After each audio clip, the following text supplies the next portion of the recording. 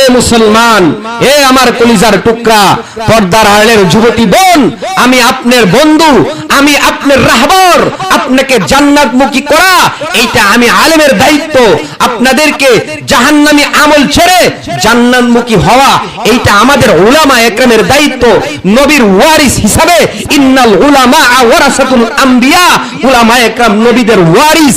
এই ওয়ারিসের দায়িত্ব থেকে এই চেয়ারের মাধ্যমে এই মেসেজটা দিতে চাচ্ছি। আমার ছোট ছোট কলিজার টুকরা যুবক ভাইরা এখানে যারা আছেন, আমরা এই সমস্ত অশ্লীলতা, অন্যায়, গর্হিত কাজ, কোরআনের বহির্ভূত কাজ এবং রাসূল আকরাম সাল্লাল্লাহু আলাইহি সাল্লামের তরিকার বাদ দিয়া আমাদের মুসলমানের জিন্দেগি চলতে পারে না। কথা বলেন ঠিক কিনা? আসেন কোরআনের পথে আসেন, শান্তির পথে আসেন, ঘরের ভিতরে থাকেন, পর্দার ভিতরে থেকে জীবন যাপন করেন। কোরআন প্রতিদিন সকালবেলা ফজরের নামাজ পড়া কোরআনুল কারীম তেলাওয়াত করতে থাকেন। পিতামাতার কথাবার্তা শুনেন, মুরব্বিদের কথাবার্তা শুনেন, মুরব্বিদেরকে শ্রদ্ধা করেন, ছোটদেরকে স্নেহ করেন, ভালোবাসেন এবং উস্তাদ শিক্ষক তাদেরকে যথাযথ সম্মান মর্যাদা দেন। তাহলে আপনার জীবনে শান্তি আর সফলতা আসবে। এখন বর্তমানে আপনার মৃত্যুর হারের সংখ্যা বেশি দেখা যাচ্ছে, আর মৃত্যু জন্মের থেকে মৃত্যুর হার এই কারণে যারা মারা যাইতেছে এদের ভিতরে দেখবেন মুরব্বিদের তুলনায় অকালে মৃত্যুর সংখ্যা বেশি। কথা বলেন ঠিক কিনা? আমার কলিজার টুকরা যুবক ভাই যুবতী বোনদেরকে বলবো, আমার কলিজার টুকরা যুবক ভাইরা, তোমাদের অত্যন্ত আবেগের সাথে বলতেছি, হে আমার যুবক ভাইরা, পর্দার আড়ালের মা বোনেরা, আসেন আপনার পিতা মাতার কথা অনুযায়ী আপনার জীবনটা চালান। আপনার গুরুজনের কথা, আপনার বড় ভাই বোন যারা আছে তাদের কথাই, এলাকার ময় মুরব্বী যারা আছেন তাদের কথাই চলেন।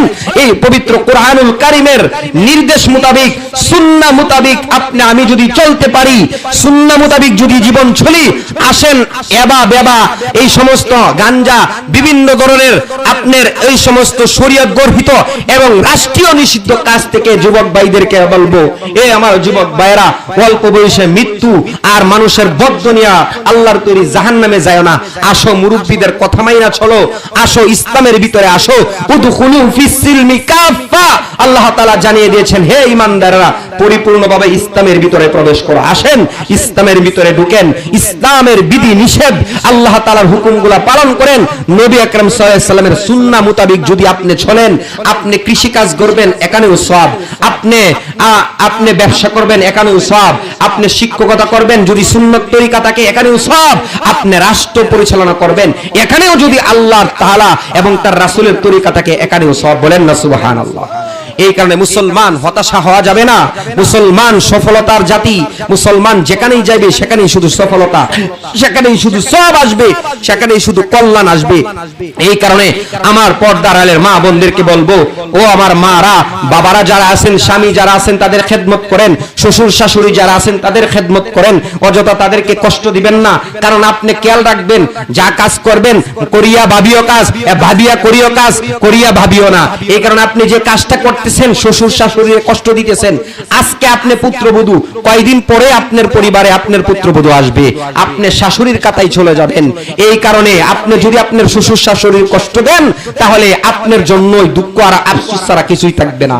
আমি যদি আমার পিতা মাতার হক আদায় করি, সেবা যত্ন করি, আমার সন্তান পরবর্তী, আমার এই সন্তান আজকের শিশু আগামী দিনের ভবিষ্যৎ, আমার এই সন্তান আমার খেদমত করবে। কথা বলেন ঠিক কিনা? এই কারণে আসেন সমাজের ভিতরে আজকে মুসলমানদের ভিতরে এই আজকে একথা নাই, মুসলমানদের ভিতরে আজকে হিংসা, মুসলমানদের ভিতরে পরনিন্দা, গীবত, শাকাত, মুসলমানদের ভিতরে আজকে চুগলখড়ি এবং একজন আরেকজনকে দেখতে পারে না, প্রতিবেশীর হক আদায় করে না, আত্মীয় স্বজনের হক আদায় করে না। এটা আমার রাসূল সাল্লাল্লাহু আলাইহি সাল্লামের তরিকার ভিতরে নাই। এই কারণে আমি খেয়াল করি, আমি প্রতিবেশী, আমার দ্বারা যাতে আমার সকল প্রতিবেশী যাতে নিরাপদ থাকে, আমি আর দ্বারা যাতে কেউ কষ্ট না হয়, এই দিকে খেয়াল রাখতে হবে। আমরা সকলেই শান্তি চাই, আর শান্তির ব্যবস্থা আল্লাহ তাআলা করেছেন আল্লাহর হুকুমের ভিতরে।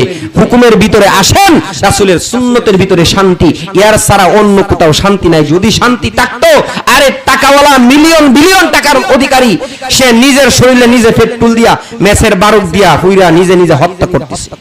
আরে কয়েক মাস আগে কিংবা বছর দেড় বছর আগে দেখছি আমরা সোশ্যাল মিডিয়াতে ভাইরাল হয়েছে ভিডিও, একজন নায়কের শ্বশুর বা পিতা হবে নিজের মাথায় নিজে পিস্তল টেকায়া গুলি করে নিজে নিজে আত্মহত্যা করছে। নাউজুবিল্লাহ।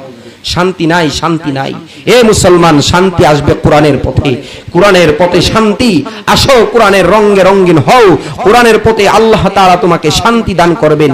এই কারণে আল্লাহ তাআলার এই বিধানগুলোকে যদি আমরা পালন করতে পারি তাহলে আল্লাহ তাআলা শান্তি দিবেন। আল্লাহর একটা নাম রাখছেন সালাম। সালাম অর্থ শান্তি। শান্তি কি পাওয়া যায় টাকা দিয়া?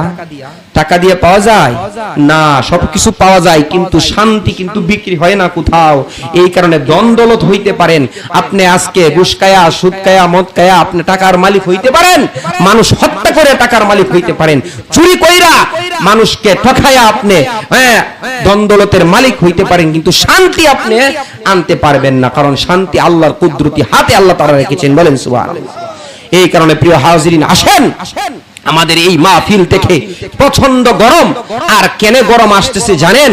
আমাদের গুনার সংখ্যা বেশি হয়ে গেছে, আমাদের গুনাহ এত বেড়ে গেছে যেই কারণে আজকে অশ্লীলতা চতুর্দিক থেকে যেখানেই যাই সেখানেই শুধু গুনাহ। এ মুসলমান, আজকে মুসলমান ছেলে মেয়ের বিবাহ হইতেছে, যেখানে একটা ইবাদত, বিবাহ শাদী একটা ইবাদত, এই বিবাহ শাদী ইবাদতের ভিতরেই বক্স বাজায়, গান বাজায়, আর মাটিটা ডেকে ডেকে বলে মালিক আমাকে অনুমতি দাও, তোমার এই নাফরমান বান্দা বান্দীদেরকে গ্রাস করতে চাই, চিবায়া খাইতে চাই। বলেন নাউজুবিল্লাহ।